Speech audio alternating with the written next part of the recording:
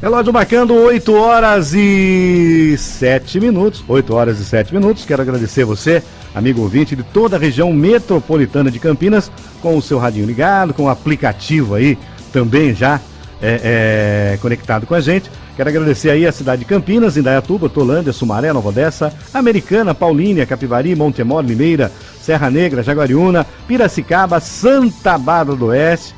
Seu Pedro acabou de ligar pra gente aqui. Obrigado, seu Pedro. Aquela manhã maravilhosa pro senhor, viu? Também lá de Piracicaba, o Fábio já passou. Ele já deu uma olhadinha lá no Rio Piracicaba e ele falou que não é o dia dele se ele não passar e dar uma olhada no Rio Piracicaba, que ele ama de todo o coração. E eu estou recebendo aqui mais um dia, numa quarta-feira, que já é todo mundo já fica esperando esse momento. Muito bom dia, doutor Ziro Costa. Deixa eu abrir o microfone do senhor. Muito bom dia, doutor. Isso, agora bom sim. Dia, Milton. Obrigado mais uma vez por estar aqui, a oportunidade de falar com os seus ouvintes, né? Sim. O senhor passou bem a semana? Tranquilo. Uma semana conturbada, como sempre, né? Quando é aqui no Brasil, é lá no exterior, cidade que eu acho que o senhor já conhece, Barcelona. Sim. Cidade moderna, cidade bonita, né? Gostaria que o senhor falasse um pouco, mas eu acho que mais no final, né? O senhor vai estar pincelando sobre isso. Podemos falar um pouco sobre esse atentado, né? Agora é um tema, principalmente para nós brasileiros, né? Um tema complexo, né? Mas vamos tentar responder sim, ou tentar emitir alguma opinião a respeito, né? Eu vi que você comentou aí no início. Justo, e tem aqui ainda, doutor, chegando, essa matéria acho que foi vinculada ontem na imprensa, a gente fala o seguinte, olha, o suspeito lá de Barcelona revela que pretendiam atacar Sagrada Família, né? Um dos 4 detidos por implicação aí nos atentados de Barcelona, o Cambrils, confirmou perante um juiz da Audiência Nacional que a célula terrorista preparou um ataque de maior dimensão. Segundo fontes judiciais, citadas pela agência EFE, Mohamed Hood, o terrorista que ficou ferido na explosão de uma moradia em Alcanar, na Tarragona, né? Ratificou o que tinha já dito aos moços da esquadra policial catalã e que deu informações-chave para a investigação que permitiu desmantelar aí a célula terrorista ligada aos atentados. Mas desmantela essa, né? É o Estado Islâmico, né? Não, se você... Tem alguma questão com relação à pequena e média empresa? Tem, eu acho que sim. A gente podia tentar responder essa questão e depois talvez entrar nesse tema aí. Mais realmente detalhista. Bom, doutor, é o seguinte, temos aqui uma pergunta de como falar para uma audiência, também é longa essa questão, hein? E como falar numa reunião. Quais dicas o senhor poderia dar? Essa pergunta mesmo. Deixa eu falar aqui, a Kelly Cristina de novo, ela quer saber. Aquela Cristina que já participou com o senhor no começo, ela faz o curso de rádio e TV das faculdades IPEP e ela está vendo, né? Ela já é radialista também, né, a Kelly, e ela quer aprimorar, porque ela diz o seguinte, que ela tem experiência de rádio, né? Mas ela está se formando também e quer saber como é que é trabalhar com isso, falar para uma audiência. Deixa eu te comentar o seguinte, Milton. As duas perguntas que você tem aí, pelo menos essa primeira que eu escutei e a segunda, comentar um pouco sobre Barcelona, são extensas. Talvez possamos fazer o seguinte, se você aceitar, né? Eu começo a responder essa primeira pergunta, porque é para a gente não estourar o tempo. Entendi. E aí a gente pula por essa segunda aí que você perguntou sobre o atentado. O atentado e tal. Pode ser? Pode ser, fica à vontade. Então, olha... Para você quando está numa empresa, numa pequena empresa, numa média empresa, numa grande empresa, conforme você vai subindo, né, no escalão da empresa, você é colocado à prova, né? Você vai participar de reuniões, você vai fazer seminários, você vai ter que falar lá na frente para o pessoal, vai ter que transmitir uma informação e tal, né? Então, eu vou começar dizendo o seguinte, que a coisa mais importante que eu vejo, né, é você ser natural, né? Eu acredito assim, por exemplo, você tem um jeitão de falar e tal, né, você é um profissional da fala, não é o meu caso, mas eu tenho um outro jeito de falar, né? Então, se eu tentar imitar você, por exemplo, o jeitão que você fala e tal, eu não vou ficar verossímil, né? As pessoas não vão acreditar em mim, né? Eu tenho que falar do jeito que eu falo, né? Então, acho que a primeira grande dica é quando você levanta numa reunião, você faz uma exposição, é você ser natural. Agora, é lógico que se você tem um trabalho, que é um trabalho em nível nacional, por exemplo, você é o William Bonner, né? Então, você apresenta lá o Jornal Nacional. Esse é diferente. Por quê? Porque ele não pode chegar lá e falar com sotaque catarino, cantado, ou com sotaque baiano, né? Mãezinha, não sei o que e tal, não dá, né? Ele tem que falar num linguajar que atende da Amazônia ao Rio Grande do Sul, né? Por exemplo, o paulista, ele tem um sotaque também, né? Então, por exemplo, ele fala, deixa eu ver se eu lembro alguma coisa aqui, ele dobra o R, né, o paulista, ele fala, não vou correr o risco, né? Não vou correr o risco, né? O R dele parece que se multiplica, né? Agora, aqui o pessoal de Piracicaba, né? Que arrasta o R para outra, para porta, para tal, não sei o quê. Eu acho até bonito de escutar, né? Vamos dizer, o carioca, eu acho bonito. Então, quando a pessoa for fazer uma apresentação, vai lá na frente e tem lá um grupo de pessoas e tal, acho que ela tem que falar no sotaque dela, né? Então, eu acho que a grande dica é que ela seja natural. Se ela não for um William Bonner, né? Que ela seja natural. Agora, o segundo ponto que eu acho que deve ser considerado é o seguinte: você quando está falando, é uma coisa, você é um transmissor, né? A pessoa do outro lado é um receptor, ela está recebendo. Entre você falar e a pessoa receber, eu acredito que tem quando você está fazendo uma apresentação, tem 3 fatores fundamentais. O primeiro é a voz, né? Então, vamos dizer, é lógico que as pessoas que são treinadas, que têm estradas nisso, né? Conseguem colocar a voz de uma maneira pausada, equilibrada, que as pessoas conseguem entender melhor, né? Então, ele, como transmissor, coloca uma voz tal que o receptor identifica melhor, entende o conteúdo. Esse negócio da voz é interessante. Outro dia eu estava lendo uma pesquisa, por exemplo, os políticos que têm a voz um pouquinho mais grave recebem mais votos, né? Ou seja, transmitem um pouco mais de confiança. Sim. E todo mundo pode engrossar um pouco a voz. Se você falar, por exemplo, com a parte superior do pulmão, né, com o ar aqui em cima, em vez de falar com o ar no abdômen, você consegue ter uma voz um pouco mais grave.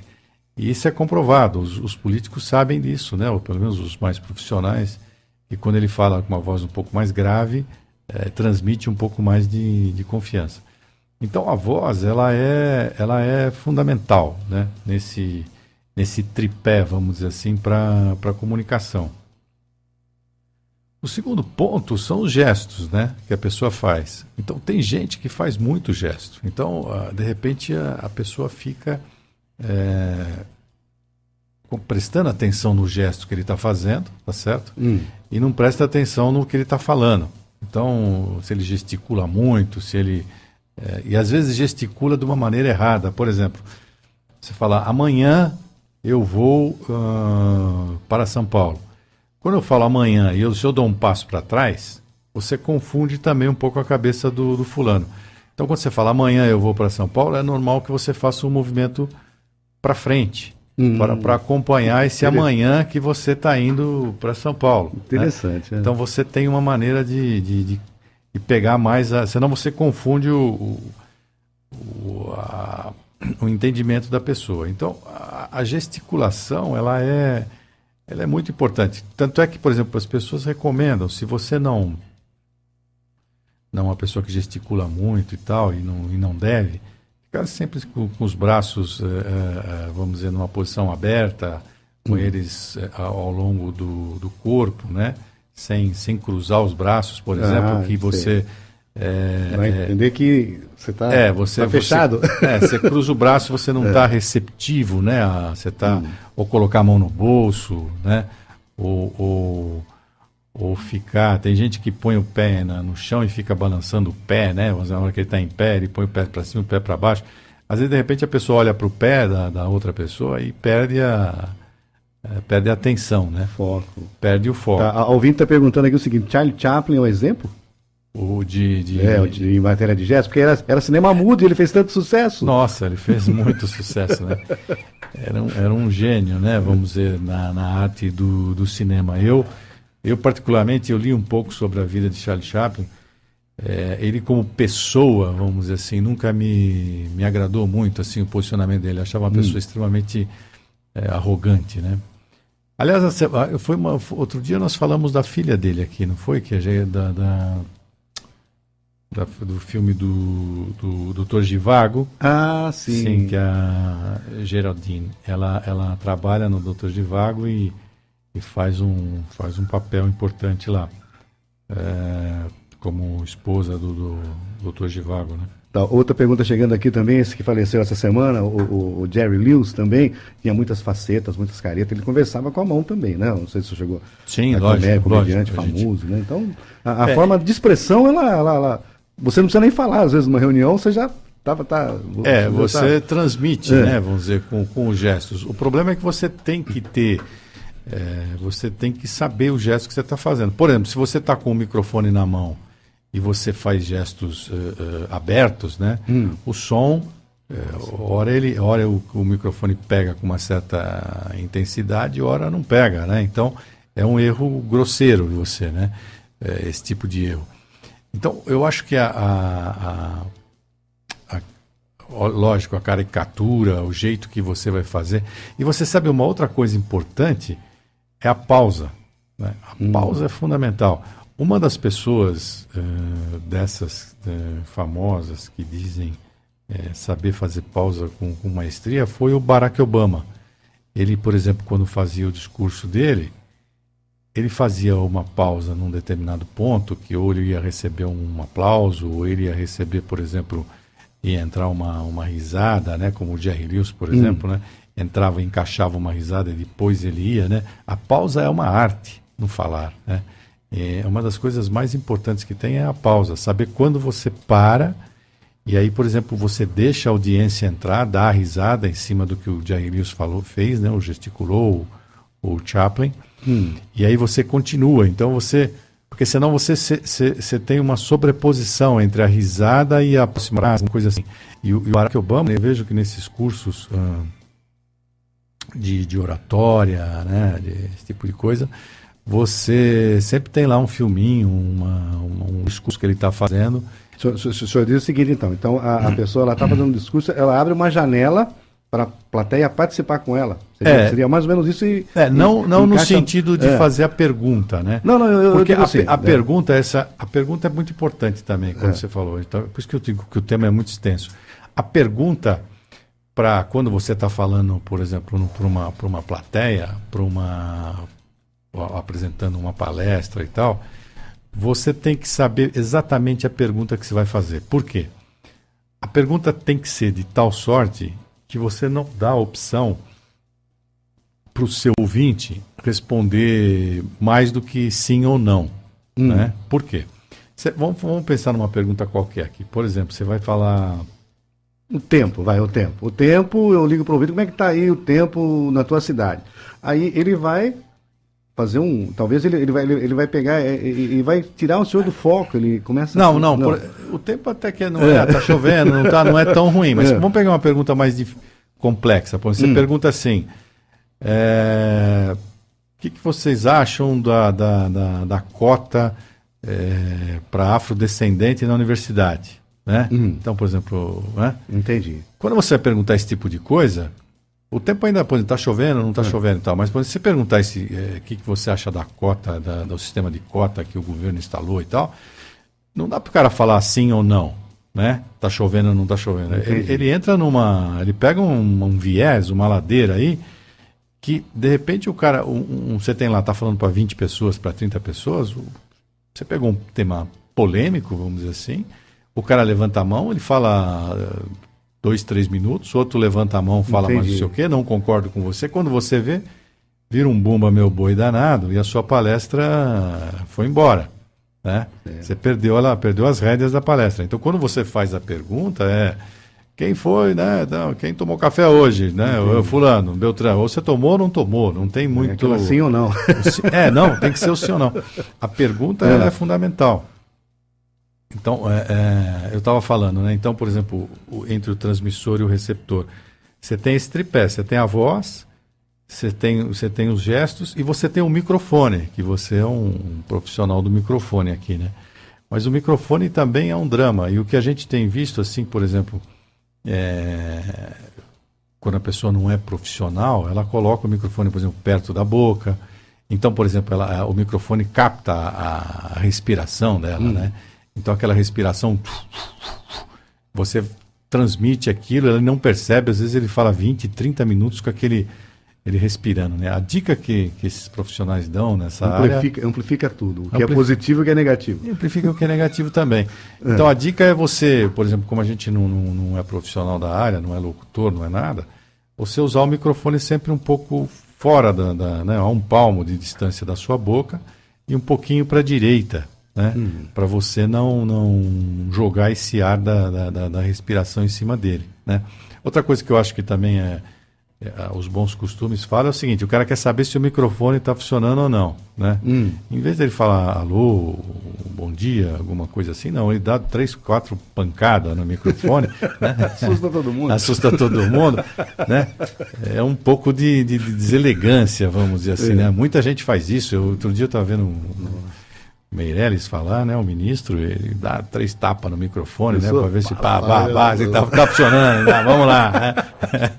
Então, esse tema é um tema, vamos dizer assim, bastante interessante para você poder captar a atenção do público. Um outro ponto, por exemplo, que você poderia colocar junto com a gesticulação é a frase que você vai falar. Toda frase ela tem, vamos dizer assim, começo, meio e fim, né? Vamos dizer, ela tem um sujeito, um verbo e um predicado. Então, quando você vai falar uma frase, por exemplo, para uma audiência, tem gente que fala, ele começa a falar uma frase olhando para uma pessoa e termina essa frase numa outra pessoa. Você perde muito da audiência com isso. O correto é você começar e terminar uma frase olhando para aquela pessoa. Você tem 30 pessoas na plateia.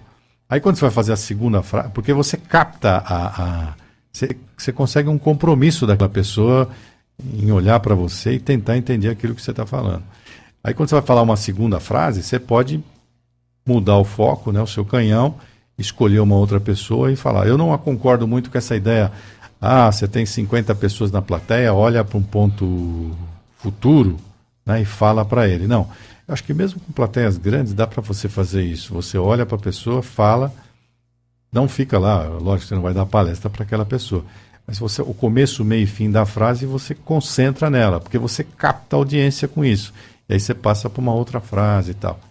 Uma outra coisa, por exemplo, que as pessoas fazem muito é caminhar na frente, né? De repente passa em frente o projetor, né? Vira de costas, né? Então ele vai pegar não sei o que na pasta, ele vai não sei aonde, né? Ele dá as costas. Demonstra insegurança? Não, demonstra... falta de não insegurança, mas falta de falou que o assunto é polêmico. Mais uma pergunta chegando. Inspiração e transpiração envolve muito? Inspiração e transpiração? A pessoa tem que estar inspirada esse dia. Se ela tiver mal, ela não vai fazer uma boa palestra? Ou ela tem que estar... assim, ela tem que ter repertório, né? Tem que ter lá o conhecimento, o conteúdo, mas ela tem que estar inspirada esse dia. Se ela sentir que ela está mal, ela fala: olha, não dá para ir hoje, tem dia que não dá para ir, tem dia que tem que fazer. Não, eu acho assim, eu acho que você tem que ter foco, né? Por exemplo, todo mundo tem problemas, né? Então você tem lá um compromisso para falar numa faculdade, alguma coisa assim. O que eu acho assim, a mente ela é muito poderosa, né? Eu penso assim, por exemplo, eu vou falar para tal plateia. Naquele momento que eu vou falar para tal, e de lá, por exemplo, eu vou num almoçar com um grande amigo, né? Eu não penso nesse almoço com o grande amigo, vamos supor. Eu penso, por exemplo, eu tenho que dar o meu melhor de mim nessa palestra, né? e vou tentar fazer melhor do que eu fiz da vez passada. E vou me concentrar naquilo. Aquele momento é o momento. Uma vez você está me lembrando o seguinte, eu tinha um amigo e ele era sueco, né? E ele ficou aqui no Brasil um tempo, morou um tempo na Suécia, voltou para o Brasil e vivia essa sanfona, esse ping-pong aí. E aí um dia eu falei assim, mas o que você prefere? Você prefere morar no Brasil ou você prefere morar na Suécia, né? E ele falou assim, quando eu estou no Brasil, eu prefiro morar no Brasil. Quando eu estou na Suécia, eu prefiro morar na Suécia. Legal. É um pouco isso, vamos supor. Você não fica... Você fica... Porque, lógico, que o Brasil é um país subdesenvolvido, terceiro mundo, tem uma série de desvantagens, mas tem uma série de pontos positivos. Vamos aproveitar aquele momento que você está ali, né? Extrair o máximo que você pode, porque depois você vai para um outro local que também tem outros pontos positivos, outros pontos negativos. Então, acho que a partir do momento que o cara vai fazer uma palestra e tal, aproveita, né? Ah, mas o nível do pessoal não é bom. Mas você sempre aprende, né? Se você tiver aberto aí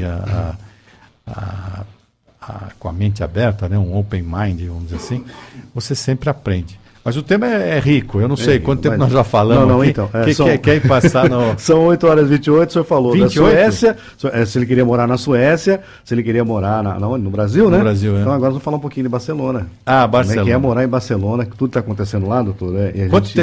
Que horas são agora? São 8h28, mas fique tranquilo, a gente vai encerrar. Porque esse tema é um tema também longo. Você quer que eu responda assim de uma maneira metafórica ou quer que eu vá falar realmente lá do Estado Islâmico e tal? Seria interessante você falar dos dois, né? Porque o nosso ouvinte, ele gostaria de saber, de entender como é que acontece isso, né? Então não vamos concentrar, vamos dizer, no episódio Barcelona. Sim. E vamos tentar explicar isso de uma maneira didática, para que a gente possa entender, vamos dizer, um próximo episódio, que eu acho que deve acontecer. É interessante colocar 2, 3 conceitos aqui. O primeiro, assim, que o brasileiro não está familiarizado. Vamos pegar um conceito que o brasileiro está familiarizado, por exemplo, território. Então, por exemplo, o território brasileiro. Quando eu falo para você, o território brasileiro e tal, não sei o quê, tem tanto de costa, 8.500 quilômetros de costa, tem 207 milhões de habitantes e tal, você forma na sua cabeça o mapa do Brasil. Uhum. Quando eu falo para você, o território boliviano, o território chileno, você fala, aquela linguiça, não sei, você forma aquela ideia. Então isso é um conceito que o brasileiro tem muito claro, muito arraigado, né? É o conceito de território. O segundo conceito, que nós temos ele bem formado também, é o conceito de nação. Então, por exemplo, a nação brasileira, você já liga a nação com o país, né? E você tem ali, você liga no território, você fala nação brasileira, somos nós aqui, o mapa ali, Amazônia, não sei, nação brasileira. Agora, tem um terceiro conceito que a gente não tem, vamos dizer assim, não está acostumado. Não é um conceito que causa ruído na nossa mente e que causa uma dificuldade enorme para nós entendermos o que acontece no Oriente, por exemplo, no Oriente Médio, que é o conceito de etnia, né? Então, por exemplo, dentro do Brasil, vamos pegar o Brasil que é mais fácil, tem uma etnia indígena. Tem índios que vivem aqui no Brasil, várias tribos, né? Eles chegaram aqui muito primeiro que o colonizador, que o branco, né? Que o português, então aí há 10 mil anos, né? Essa etnia, quando você fala para o brasileiro, você tem essa etnia? Ah, tenho. Onde vive essa etnia? Aí o brasileiro ele se perde. Ele fala, tem índio, sei lá, na Amazônia, deve ter no Acre, né? Ele já não sabe mais onde está o conceito de etnia para ele é muito difuso, né? É complicado. Ele sabe que tem o índio, você comemora aqui o dia do índio, lá no dia abril, né? 19 de abril, né? E faz aquele bate-palma e não sei o quê, tem lá uma exposição e fica por isso, não tem... Agora, você colonizou o país, tomou a terra desse pessoal, tá certo? E eles, por exemplo, não têm condição militar, qualquer coisa, para tomar essa terra de volta de você, né? E muito pelo contrário, ele está caminhando para a extinção. Agora, se você der, por exemplo, para ele uma bomba atômica, né, começa a ficar complicado. Porque ele vai falar, pô, isso aqui era meu, né? Eu quero isso aqui de volta. Não vai acontecer isso aqui. Mas só para a gente fazer um paralelo com o que ocorre, por exemplo, no Oriente Médio. Por exemplo, na Lapônia, ali na Escandinávia, a Noruega, a Finlândia, a Suécia e tal, você tem o Lapis, que é um povo que vive ali, né? Eles criam renas, é um esquimó, um índio esquimó. Então, quando faz o inverno é muito pesado, ele desce, é um povo nômade, né? E quando eles criam renas e tal, e quando o inverno, o verão começa a ficar pesado, ele vai subindo junto com a neve, porque a rena fica naquele meio. Mas ele, por exemplo, uma hora ele está na Finlândia, outra hora ele está na Noruega, outra hora ele está na Suécia, ele não tem um local certo, é uma etnia, né? E ele fala o idioma dele, ele vende carne de rena, aliás é uma carne gostosa, mas é meio escura assim, parece carne... ele vende aquela carne de rena, então ele faz, por exemplo, essas coisas de artesanato, né? Artesania, né? Pente, essas coisas, de uso dos ossos e tal, e vende. Então ele fica ali naquela região e é uma etnia. Ele não é sueco, ele não é norueguês, ele não é finlandês. Assim como, por exemplo, o palestino. O palestino não tem um território, né? Mas tem a faixa de Gaza. Não, ali tem um pedaço da Palestina, tem o palestino em outros lugares, né? Então você não tem uma localização física de território de nação, mas tem uma localização de etnia. E aquela etnia, ela tem as regras dela, né? Umas regras bastante fortes, depende da regra, por exemplo, essa que atuou em Barcelona, que é a etnia, vamos chamar assim, uma dissidência do sunita, que são o Estado Islâmico, ela é fundamentalista. Então, vamos dizer assim, as regras que eles seguem e tal, é maluco, é coisa de... né? As mulheres não podem mostrar nenhuma parte do corpo, incluindo o rosto, né? Se o cara faz ou rouba, não sei o que, ele tem lá a mão amputada, né? Se você canta, você que trabalha na rádio aqui, ia sofrer muito. Não é bom. Você sabe por quê? Porque, por exemplo, você não pode cantar. Você pode cantar, por exemplo, o hino da facção e pode cantar alguns hinos do Corão. Mas você não pode, por exemplo, colocar... Não, eu vou colocar a música aqui que nem você pôs agora há pouco aí, né? Isso. Não, você vai tomar não sei quantas chibatadas lá em praça pública, né? Você tem que rezar seguir aquela cartilha daquela etnia, né? E aí você não tem uma pessoa, duas, não, são milhares, são às vezes milhões de pessoas que têm uma determinada etnia. Agora, tô confuso não? Não, tá dando para acompanhar? O amigo Vinte com certeza está acompanhando. Tá? Eu só não consegui responder ainda estamos chegando. O que eu acho que assim que acontece, assim, a gente recebe uma informação aqui que é muito americanizada, né? Não que eu esteja errado, não que a informação esteja errada ou não. Mas, por exemplo, vamos fazer um transporte metafórico aqui, fazer uma metáfora, como fazia Cristo, né? Explicava através das metáforas. Pensa, por exemplo, num planeta fora aqui do sistema solar. Então, um planeta lá, onde tem duas grandes famílias. Uma família A maiúscula e uma família B maiúscula. A e B se odeiam, né? Então eles moram nesse planeta e você tem essas duas grandes famílias. Eles se odeiam. E se eles forem brigar entre eles, vai ser aquela vitória de Pirro, né? Ou seja, eles vão se destruir e não vai sobrar pedra sobre pedra, né? Entendi. Então eles estão lá nesse planeta. E embaixo do A você tem uma centena de famílias Azinho, vamos dizer, A minúsculo, e embaixo do B você tem outra centena de família Bzinho, né? As famílias Bzinho são controladas por Bzão, né? Pelo B maiúsculo, e as Azinho são controladas por A minúsculo. Bom, essas duas famílias não podem brigar entre si, mas o que ela faz? Ela, através do Azinho e do Bzinho, elas vão brigar entre elas, né? Então falar, eu vou dar suporte militar para você vai lá dar um tiro nele, você muda o regime aqui do Bzinho para o Azinho e você começa a brigar. Bom, isso ocorre até um dia que o B, de tanto financiar a família B vai à falência, né? Ela vai à falência, mas ela continua sendo uma família parruda, uma família forte e tal, né? Só que ela não consegue mais manter toda aquela estrutura de armamento, de regime e tal, não sei o que lá. E aí a família A cresce. Fala, bom, agora é comigo mesmo. Mas a família A também está vulnerável, porque ela foram anos fazendo isso, anos e anos, né? Para ser mais preciso, foi do ano 1945 ao 1991 que eles fizeram isso, né?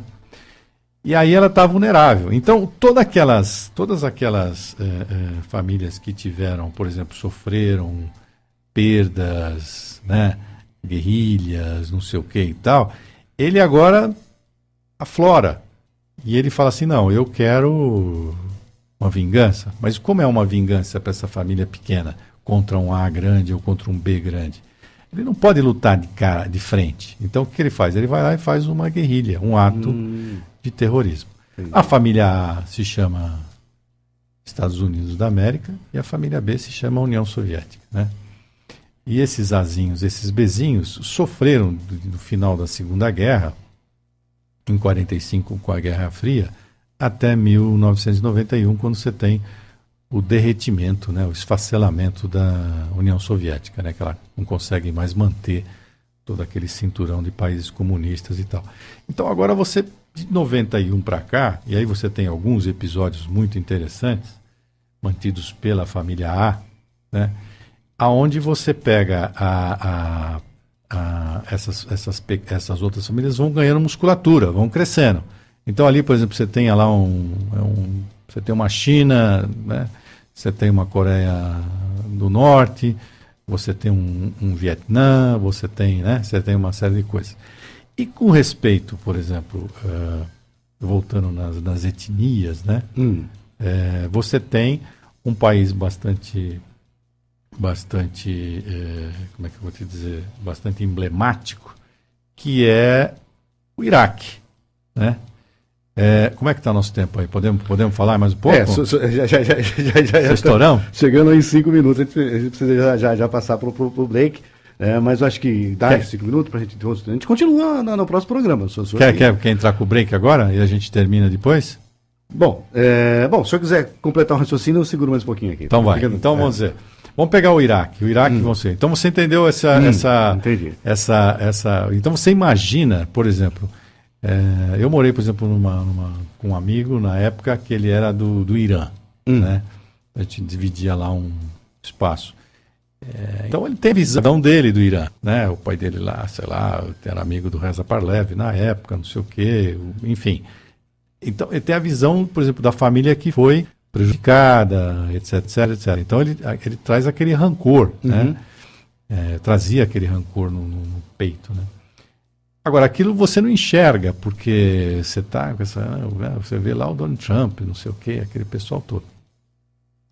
Mas aquilo é latente naquela região. Então, vamos falar do Iraque para não ficar muito confuso. O Iraque, vamos dizer assim, o que ele fez? O Saddam Hussein era um ditador e um belo dia ele resolveu invadir o Irã. E os Estados Unidos nunca gostaram do Irã. Bom, esse é um outro programa. Mas, enfim, os Estados Unidos falaram, não, vamos lá, eu vou te dar suporte, vou te dar arma, vou te dar isso, vou te dar aquilo. E suportou o Saddam Hussein durante toda a guerra do Irã, que foi de 1980 a 1988. Foram 8 anos de guerra. Mais de 1 milhão de mortos, né? Então, uma guerra extremamente desgastante, que no final não aconteceu nada, né? Depois que ele invadiu, que teve essa guerra, na sequência, já em 90, final de 90, começo de 91, ele vai e invade o Kuwait. Por quê? Se você pegar os livros, ele vai falar assim, estão invadindo o Kuwait porque o Kuwait está praticando preços de petróleo abaixo do mercado.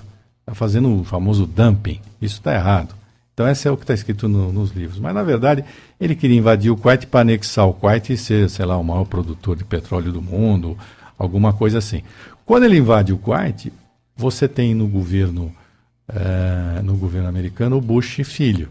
E o Bush filho fala, não, se mexer no preço do petróleo, nós estamos enrolados, não dependemos desse negócio aqui. Então ele vai e promove a Primeira Guerra, né, do Golfo Pérsico.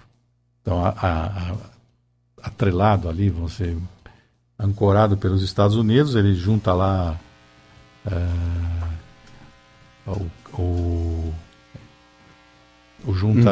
junta com a Inglaterra e tal, não sei o que, vamos lá e invade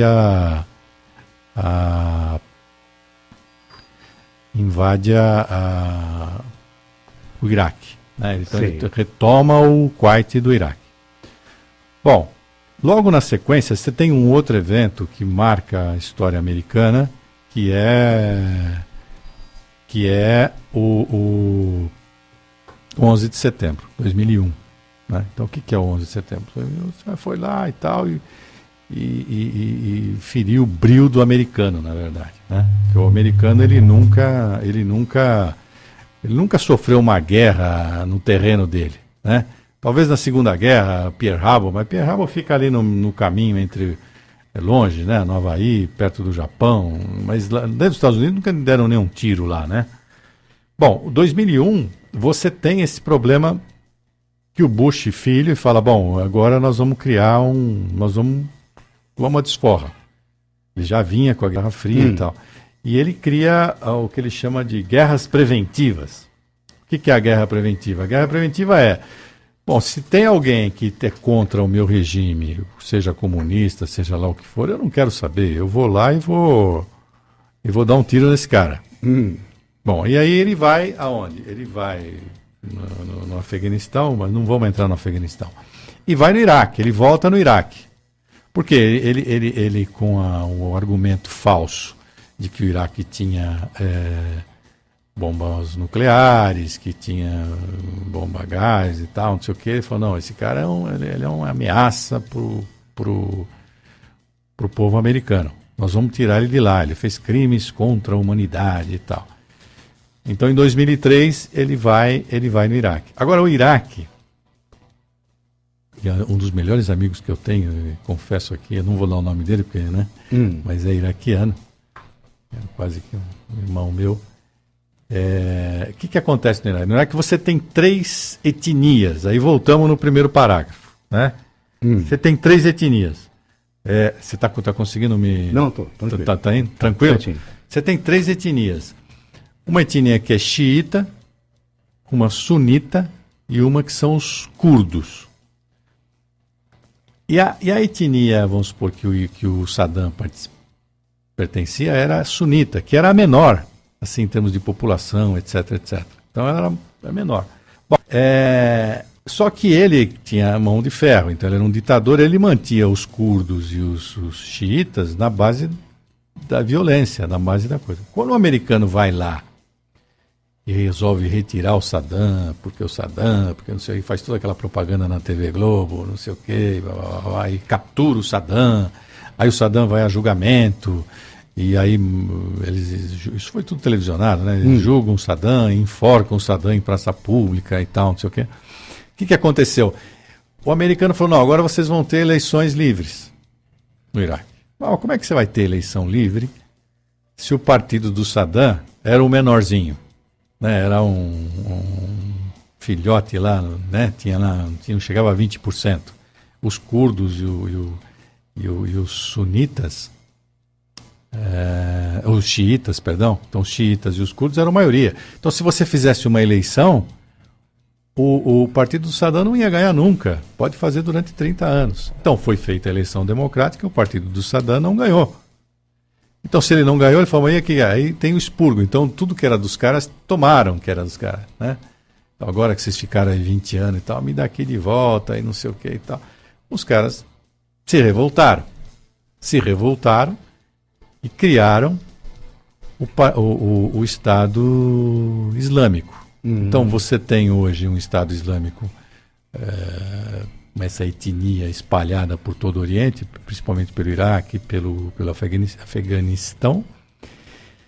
E como é que ele vai combater? Vai combater na base do terrorismo. Então ele vai lá em Barcelona, no final de semana, né? Ontem à noite eu estava escutando um repórter, o Trump, que foi eleito com aquela plataforma, não vou mandar nenhum soldado para o Afeganistão, porque isso é um absurdo que o Barack Obama fez, não sei o que, e votaram nele.